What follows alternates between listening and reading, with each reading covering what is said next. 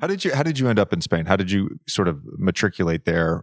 Was there a breakthrough moment, a camp, a tournament, or something that gave you the chance to go play for Sevilla? There was a scout agent that came by and was just looking for some young like prospects back home in Latvia. Recorded some of our games and sent out the tape to different teams in Italy, Spain, and so on. And then one team in Italy, then. The national team coach who was in Riga was interested in seeing me in the summer. And then Sevilla, like Barcelona and Madrid were not interested in me. I was not that type of they didn't see that type of talent. I don't want to mention those specific teams, just saying like the big teams, you know. The bigger teams, yeah. So Sevilla was an option. And then, so I did Sevilla first, a tryout. Then I had the Riga camp with the national team coach. And in that camp, after that camp, I had to go to Italy to see if, that's another option. And in the Latvian camp, we were doing boxing and I fractured my hand. So the Italy option was out. I didn't go to the tryout, nothing. So I only had Spain and staying back home. And I went to Spain for the tryout. It was so hot. I was skinny, like 14-year-old kid. Like my conditioning was terrible in that kind of weather and that kind of heat. My tryouts were so like, I saw the dorms. I said, no chance I'm coming back here. Like, no way. But then as the summer went on, I was like my brother was talking to me and look, they have an ACB team. You could, maybe one day play at that level.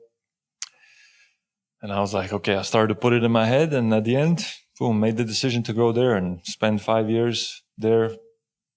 Completely like fell in love with the city, like everything, learned Spanish in 6 months. And that's like I pretty much grew up there.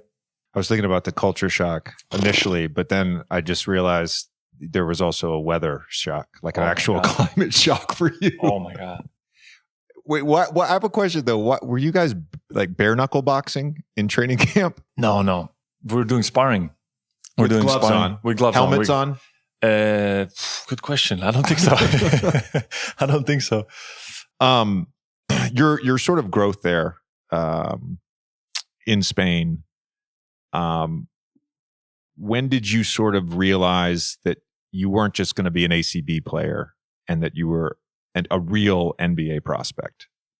That was so I realized that I think when I was like 17, 18, it was under 18 European Championship. It was always like a dream for me to play in the NBA, but realistically, I was like, I don't, who gets there? Like nobody gets there. But then when I was 17, my conditioning got a lot better. So when I was actually 15, like 16, I got to Spain. Food completely different, culture different, everything is completely different. I don't know Spanish, and I'm practicing, and I'm dead tired in every practice. I don't even start sweating and I'm dead tired. Like, I'm like, something's wrong. Like, I can't be this weak, So after about half a season that I was there, they figured out I had like heavy anemia because of the food. I wasn't really eating in the dorms. It was okay, So once I got rid of that, started taking some vitamins, like immediately day by day, I was just feeling so much better. And so once that cleared up, I really started to take off as a player, and also like just personality wise, I was like, okay, like I opened up big time because I was like, this is how I'm supposed to feel, And then 16, 17, I kept improving like so much during those years. And then we had the under 18 European Championship. I averaged like 5 blocks a game or something. And, I took off like physically compared to how I was like 15, 16 years old. And that's when I was like, that's when a lot of interest started like coming around, and a lot of scouts the next season started to come to our practices and stuff. I was like, okay, probably going to be there. I don't know if next year, but probably the year after that. Did you top out then? Is that when you topped out at 7.2? At 18? Did you keep growing? I think I kept growing maybe up until draft, maybe even the year after the draft. I was like, man, 21 years old. Like, man, is this going to ever stop? Like, this was wild. Did you know you were going to go to the Knicks on draft night? Yes. You did? Yeah. Were you shocked that you were booed? No, they told me it was going to happen. They told you? Yeah. They did? The New York Knicks select Kristaps Porzingis from Liepaja, Latvia. He last played for Sevilla in Spain.